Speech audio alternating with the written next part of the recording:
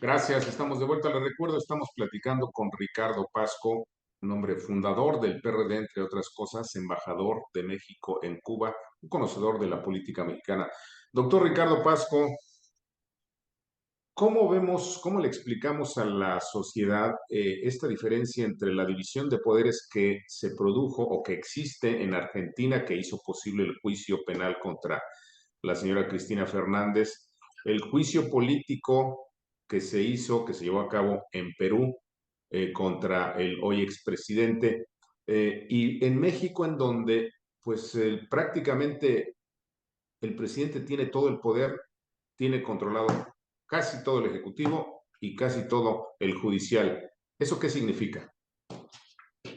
Bueno, es absolutamente trágico para un régimen presidencialista que no exista efectivamente un gobierno dividido.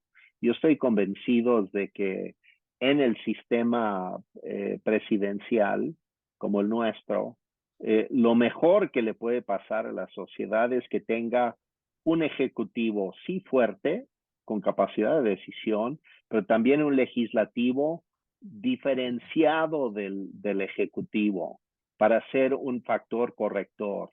Y lo mismo el poder judicial. Por eso se habla de los tres poderes que constituyen el Estado.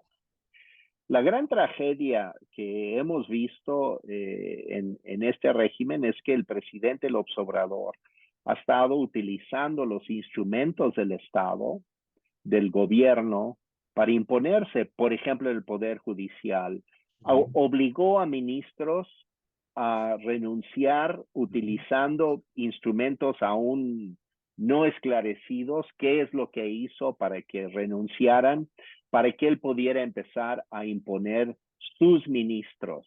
Y él ha estado cargando a ministros absolutamente subordinados a él, incluso una ministra que ahora quiere ser presidenta de la Suprema Corte de Justicia, cuyo marido es prácticamente el más viejo socio constructor de López Obrador desde que fue jefe de gobierno. Es decir, estamos construyendo un estado de complicidades.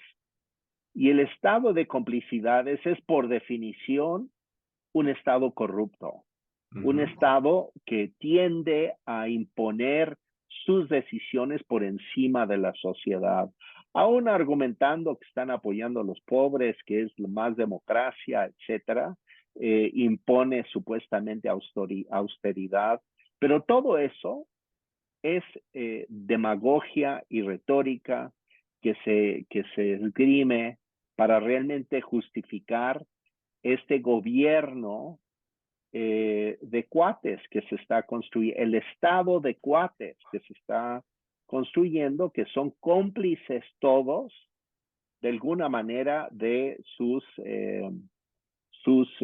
intereses, que se mezclan intereses económicos, intereses políticos, intereses incluso criminales. Y ahí es donde viene el problema. Entonces, es un régimen que no quiere ser descubierto, es decir, no puede resistir, según su lectura, de que entre el próximo sexenio un gobierno alternativo de otro partido. Entonces, lo que tiene que eliminar del sistema político es la alternancia, porque ya no puede permitir la alternancia, porque la alternancia implica que este gobierno de complicidad puede ser descubierto. Y además, tan importante es el tema de la no alternancia, que incluso incluye en el esquema de las complicidades a las Fuerzas Armadas. Claro. Y este es un modelo que él está tomando de los cubanos. Esto es lo que ha hecho Cuba. Ha creado un gobierno de cómplices. Todos están en el sistema de poder, desde lo económico, lo político y la seguridad, es decir, el aparato de inteligencia, el aparato de control, el aparato militar. En Cuba todos son cómplices porque todos también son empresarios. y todos tienen intereses económicos y están involucradas las familias. Y ese modelo lo ha tomado López Obrador de Cuba. Por eso él viajó, la última vez que viajó a Cuba, con los viajó con los dos militares. generales, si te acuerdas, que era como muy extraño que llevara Ujú. al general de la Sedena y al general de la Marina, al secretario de la Marina, El almirante. a, a el almirante, a Cuba, como que uno se preguntaba, bueno, ¿cuál era el ¿Qué van a propósito? hacer? Si iban a discutir temas de desarrollo económico, migratorios, etcétera. No, es que fueron a que los militares mexicanos se convencieran con sus socios cubanos de que ese modelo les era conveniente. Y te voy a decir otra cosa, yo estoy Ujú. convencido que los 500 supuestos médicos cubanos que Claro. están aquí Ujú. en México, que en realidad pues no hacen proselitismo porque eso lo harían si fueran 20,000 médicos, pero 500 no. No, los 500 son operadores de inteligencia política, Claro. Ujú. de trabajo, de diseñar estrategias para no ceder el poder Ujú. electoralmente, democráticamente en el 24. Es decir, hay toda una operación que es incluso internacional para consolidar en México un régimen donde la alternancia se va a eliminar de Ujú. nuestro esquema político. Y ese es el peligro real de fondo que tenemos con esta reforma electoral. Por más inocente que parezca, en realidad es la primera avanzada en serio para eliminar la alternancia en México, que es, en efecto, eliminar la democracia en nuestro país, Ricardo.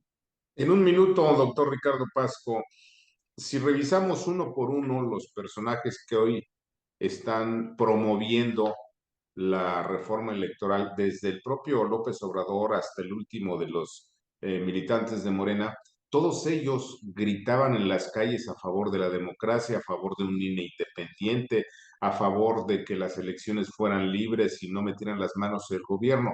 ¿Esto significa que todos ellos nos engañaron a la sociedad? Bueno, a las pruebas me remito, o sea, son legisladores que aprueban a ciegas las cosas, Ujú. que no piensan, que simplemente aceptan su subordinación a un sujeto llamado Andrés Manuel. Por más misterioso que parezca, incluso vi una entrevista en el periódico El País hoy, donde Ricardo Monreal dice, enfrentarme a Andrés Manuel es el suicidio político. Bueno, lo único que les interesa a ellos es sobrevivir en Claro. este sistema y que les convenga, incluyendo Ricardo Monreal a todas luces, ¿no? Entonces, pues sí, sí, decían, gritaban democracia antes y ahora van a gritar el poder es nuestro y no lo vamos a compartir con nadie.